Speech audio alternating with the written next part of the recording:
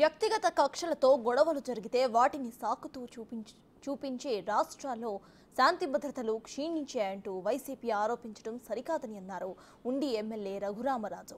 గొడవల విషయంలో చంద్రబాబు నాయుడు కఠినంగా ఉన్నారని అన్నారు. రాష్ట్రంలో ఎవరి మీద కూడా దాడులు చేయలేదని, జగన్మోహన్ రెడ్డి చంద్రబాబు గెలుపును అంగీకరించలేక ఈవీఎంల మీద నెపం వేస్తున్నారని సెటైర్లు వేశారు.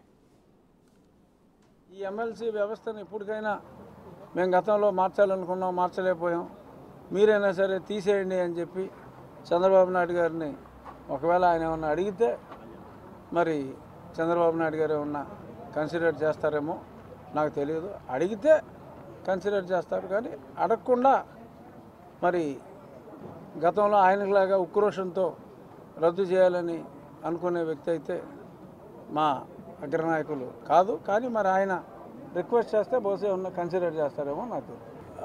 లాస్ట్ బట్1 పార్లమెంట్ సెషన్లో అంగన్వాడీల గురించి నేను కూడా పార్లమెంట్లో మాట్లాడటం జరిగింది.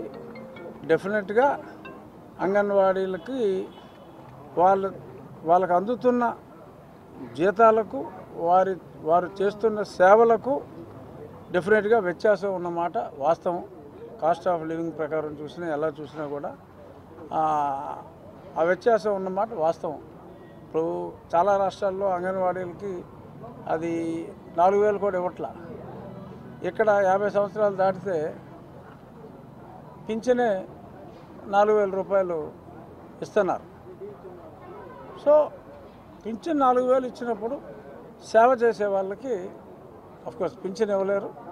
అక్కడ కొంత న్యాయం చేసే వెసులుబాటు కంపల్సరీగా ఉండే అవకాశం ఉంటుందని నేను అనుకుంటున్నాను. ఎందుకంటే నేనేమి మంత్రిని కాదు, ఒక ఎమ్మెల్యేని.